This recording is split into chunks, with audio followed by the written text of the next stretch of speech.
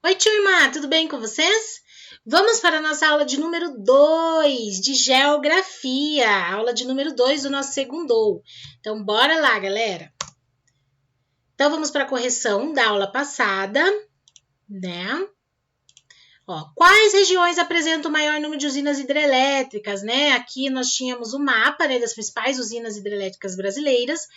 Na região sul, gente, e sudeste, por razões históricas e geográficas. Existem compensações financeiras para essas regiões que abrigam as hidrelétricas e que são utilizadas nos municípios. Então, além da questão geográfica, que é óbvia, né, em relação à água, nós temos essa questão aí histórica em relação também a compensações financeiras, tributos, que essas regiões onde são instaladas essas usinas hidrelétricas recebem, né, e que devem ser aí utilizadas nos municípios, para melhoria dos municípios, tá?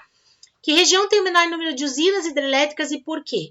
A região norte, porque os benefícios, apesar ali, né, da geografia ser favorável, né, os benefícios para a população no entorno são menores que os riscos, então tem muito risco para pouco benefício.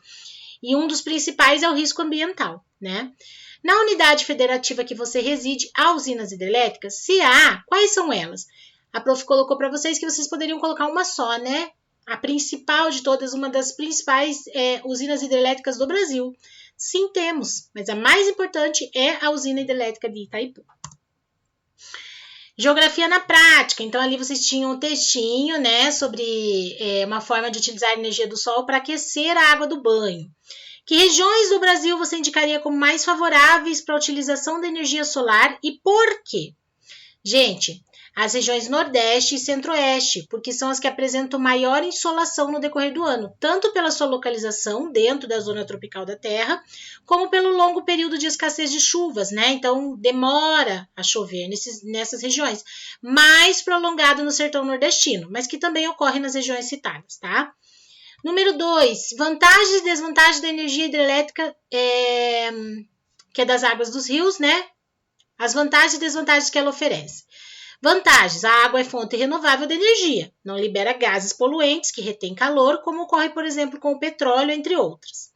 Desvantagens: a principal desvantagem são as inundações de terras situadas às margens do rio, muitas vezes utilizadas para agricultura ou habitadas por diferentes populações, onde a gente já viu aí, né, diversas tragédias em relação a esse tipo de coisa, né, de usinas hidrelétricas. A cana-de-açúcar, de onde se obtém o etanol, é a matéria-prima mais utilizada no Brasil como biomassa para gerar energia, tá? As outras fontes energéticas de biomassa que estão sendo pesquisadas são óleo de dendê, do buriti, do babaçu, da andiroba e o capim-elefante, aquele que a gente viu na aula passada, tá? As duas imagens a seguir correspondem à Abadia de Saint-Michel, situada numa ilha na costa de Normandia, na França.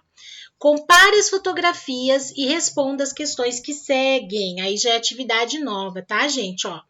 Então, as duas fotografias. Identifique a diferença entre as duas imagens, motivada por uma característica natural da região, que é utilizada para gerar energia. Letra B. Que fonte de energia é explorada na costa da Normandia? Qual será, gente? Tá fácil, hein? Energias não renováveis. A maior parte da energia consumida no mundo é gerada a partir de fontes não renováveis. Isso significa que, ao persistir o mesmo ritmo de consumo dessas matérias-primas, em algum momento no futuro vai se acabar, né, gente? Porque não são renováveis. E o tempo de renovação é mais lento do que o exigido para a extração, né? Então, a velocidade com que a gente extrai, né, com que o homem extrai as matérias-primas, não dá tempo para que a natureza se recomponha, né, nesse quesito. Então, entre as principais fontes aí não renováveis, a gente pode citar o carvão mineral, o petróleo, o gás natural e a energia nuclear. Por isso que a gente tem que sempre ter essa consciência, né? O consumo consciente. Desde quando nós falamos lá do papel, né? Do tecido, do algodão, lá nas aulas do bimestre passado. Então, precisa existir o consumo consciente em tudo que a gente for consumir, tá? Carvão mineral. Carvão mineral é uma rocha sedimentar, ou seja, é formada pela acomodação em camadas de restos de matéria orgânica e minerais ao longo de muito tempo. Há cerca de 300 milhões de anos, várias regiões da Terra estavam cobertas por florestas que cercavam pântanos e lagos. Com o decorrer do tempo, os restos da matéria orgânica das plantas foram soterrados no fundo desses ambientes pantanosos. Pressionados por camadas de sedimentos, esses resíduos se agruparam e compactaram, formando essa rocha que é rica em carbono, tá? O carvão mineral. Aqui a gente está vendo, ó, a extração do carvão mineral lá, ó, em Santa Catarina. O carvão mineral é a principal fonte de energia utilizada nos altos fornos de usinas siderúrgicas, as quais produzem o aço. Além disso, é a fonte de energia de usinas termoelétricas, aquelas em que a energia é gerada pelo vapor da queima, né, da matéria-prima. China, Estados Unidos, Índia e Rússia estão entre os países que mais dependem do carvão mineral para a geração de energia elétrica. Petróleo e gás natural. O petróleo é o principal recurso energético fóssil utilizado no mundo. Assim como o carvão mineral, a origem dele decorre também da deposição de restos orgânicos de ambientes passados. No caso do petróleo, são resíduos de plâncton, microscópicos organismos marinhos depositados em fundos oceânicos com pouca oxigenação. Se a região que esses sedimentos ou resíduos foram deixados sofreu, milhões de anos depois, fortes tensões geológicas geradas no interior da Terra, que são as forças tectônicas, então a chance de formar petróleo é ainda maior, tá? No início desse século, o Brasil anunciou a descoberta de grandes reservas petrolíferas situadas em camadas muito profundas sob o oceano, tá? Porque é bem profundo mesmo. As chamadas camadas pré-sal, localizadas mais abaixo do que aquelas constituídas principalmente de sal, tá, gente? Ó, então, essa camada aqui, ó, bem profunda, tá? Lá nas camadas do pré-sal. O gás natural. Tal descoberta colocou o Brasil entre os 15 países com maiores jazidas de petróleo do mundo. O gás natural tem composição química similar à do petróleo. Contudo, encontra-se em estado gasoso, retido tanto no interior das rochas como nas bacias petrolíferas. A queima desse combustível fóssil gera menos gases estufa do que o do petróleo e o carvão mineral. E o transporte dele é feito por meio de gasodutos, né? Desde a área de produção até os locais de consumo. Né? Como se fossem canos aí que transportam esse gás natural. De acordo com dados do Ministério de Minas e Energia, os setores industrial e de transporte são os que mais consomem energia no Brasil. Cada um gasta mais de 32% de toda a energia consumida no país. É muita coisa, gente. O consumo domiciliar foi de aproximadamente 10%, tá? Cerca de 80% da eletricidade produzida no Brasil tem origem em fontes renováveis, com destaque para a energia hidráulica. Entre as fontes não renováveis, o gás natural é a mais empregada na geração de eletricidade. Então, aqui a gente pode observar, tá? Nesse gráfico aqui, ó, de 2017. De acordo com esse gráfico, gente, quais são as fontes de energia renováveis mais utilizadas em nosso país? Tá? Então, aí vocês podem colocar a mais utilizada, na verdade, tá bom? Porque as outras aí são, na sequência, bem visíveis ali no gráfico, né? Mas coloquem aí a mais utilizada, já tá ótimo, tá bom? Energia nuclear. Uma grande quantidade de energia na forma de calor é gerada quando a fissão nuclear é provocada, ou seja, cada vez que o interior de um átomo de urânio é dividido, uma imensa quantidade de energia é produzida. Essa energia, denominada nuclear ou atômica, ferve a água e produz o vapor que move as turbinas geradoras de eletricidade. Então, aqui a gente está vendo o processo, aqui, né, um resuminho do processo da geração de energia atômica, tá?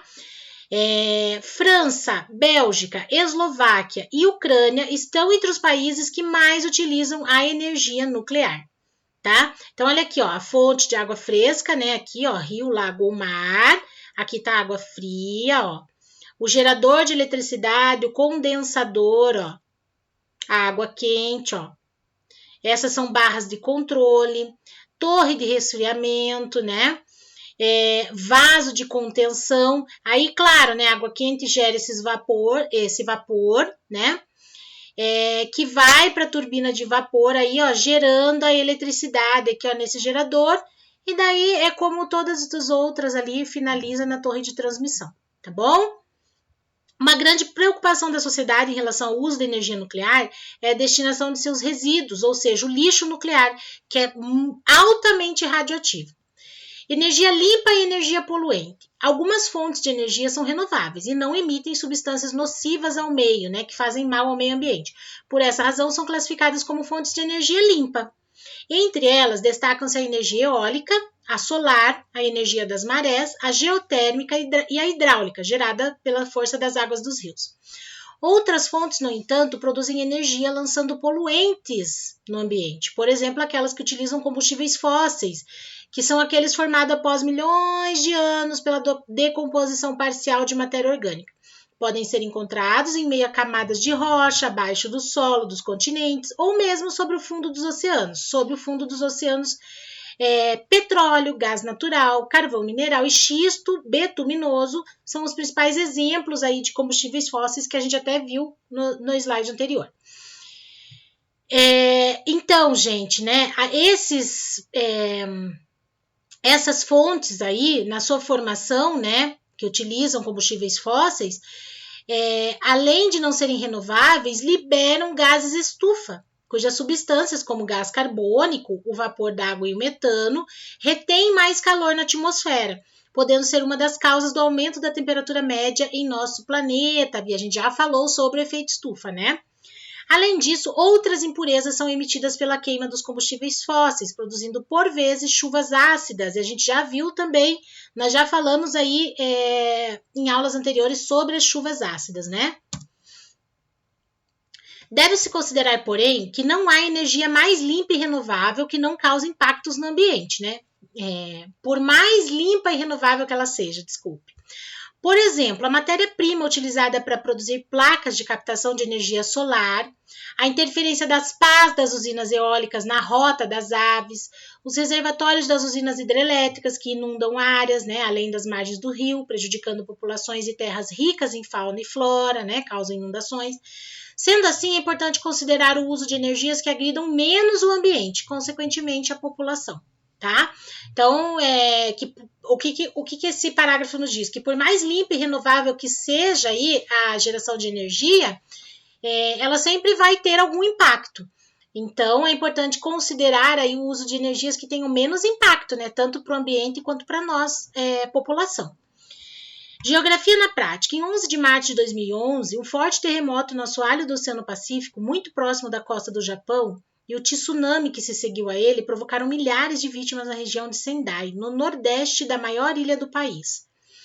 Quase uma década depois, parte da população ainda não pôde voltar para suas cidades de origem, pois a central nuclear de Fukushima foi atingida e o vazamento de radioatividade foi inevitável. Sobre esse tema, confira o texto a seguir.